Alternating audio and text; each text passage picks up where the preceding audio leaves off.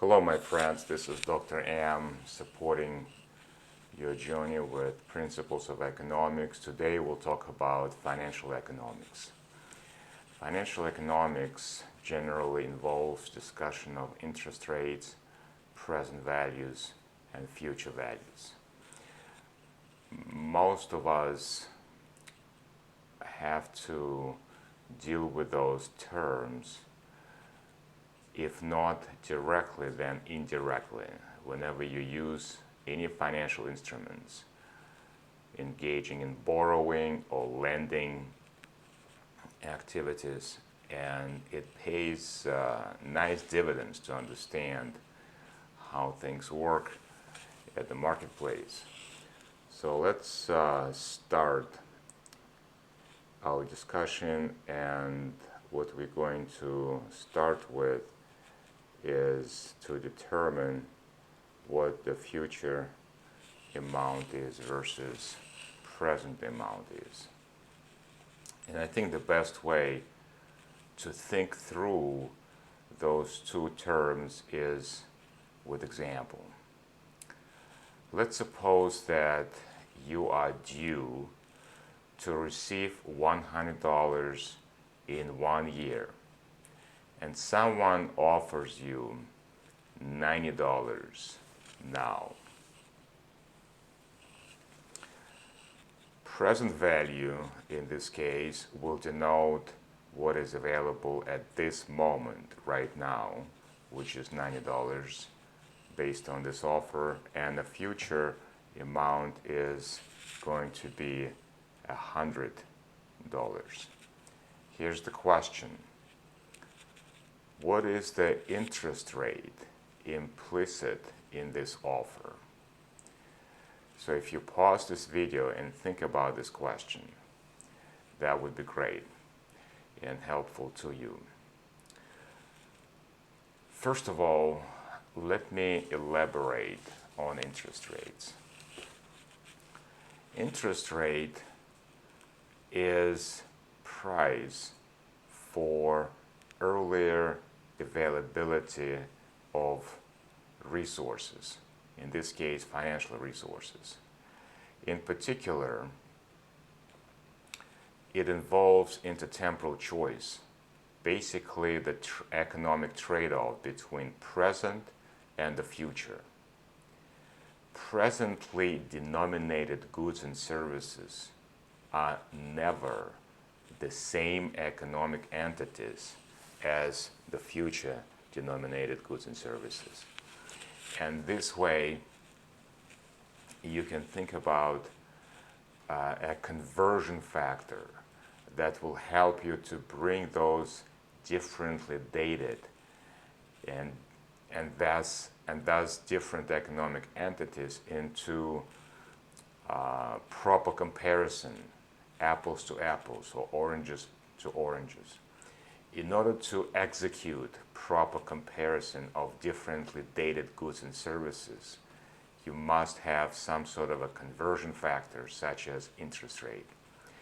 It's a very similar if you were to travel to Europe and you need to exchange US dollars for European currency. You will need exchange rate. So it's a conversion factor, similar with intertemporal choice when it comes to differently dated goods and services. So think about interest rate as the price for early availability of money. But we'll come back to this, and I will talk more about this as well. So if we want to answer my original question, when it comes to $100 1 year from now and $90 versus $90 today, you basically take the future amount divided by the present, which is equal to 1 plus interest rate. In this case, on the slide, interest rate is positive. And I will explain to you intuition behind it, why interest rates are positive, hopefully by the end of this and by the end of the next presentation. you will understand why generally interest rates are positive. Now, recently, fairly recently, central banks introduced this novel idea of negative interest rates. I want to say that is very controversial idea, and we'll talk more about this as we move along. So at this point, I want you to think through what is going to entail in terms of basic understandings. But slowly we'll get there. So, first of all, let me say with confidence that people are willing to give up $90 in order to get 100 in 1 year. One more time. People are willing to give up $90 to get 100 in 1 year. Generally speaking, people are not willing to give up $100 now for $100 1 year from now, generally speaking. There are some exceptions. For instance, if they want to lock cash in a vault where it is very secure place, and thus people are willing to forego the premium for waiting in exchange for security. But those are very odd and very isolated cases, which gives an idea of support towards negative interest rate. But we'll come back to this as we move along. I will revisit those issues. So let me define more formally what we are talking about when it comes to intertemporal choice or economic trade-offs between present and the future. We can look at those trade-offs in two different ways. People are willing to pay a premium for earlier availability of goods and services because, generally speaking, people are not willing to wait. Second way to look at it, at this economic trade-off, people are willing to accept later availability if they get a discount, if they are compensated for waiting.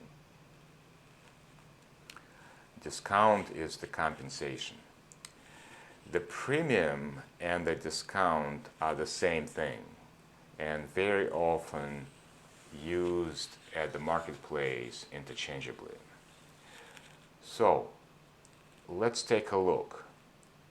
When you take the future amount and divide it by the present amount based on the previous slide, we had 1 plus nominal interest rate. If we were to move 1 to the left-hand side, then you see the meaning of the interest rate in terms of it is more obvious that interest rate represents this conversion factor between future and the present. It's more evident this way when you look algebraically. So again, when you take and subtract 1 from both sides, on the right hand side it will cancel out, and on the left hand side you have -1, and expressed in this way it is abundantly clear that nominal interest rate is indeed premium on earlier availability of dollars, because we're talking about the nominal terms in percentage, or it could be seen as a discount on later availability of dollars. Again, we're talking about nominal interest rate. Okay, now we can go to determining more precisely what the nominal interest rate is.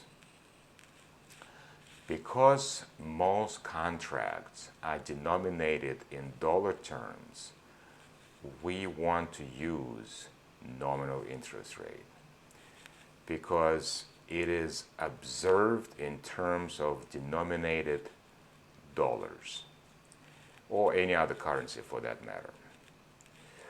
And oftentimes people refer to this as interest rate, although it has to be distinguished precisely that it's actually nominal interest rate.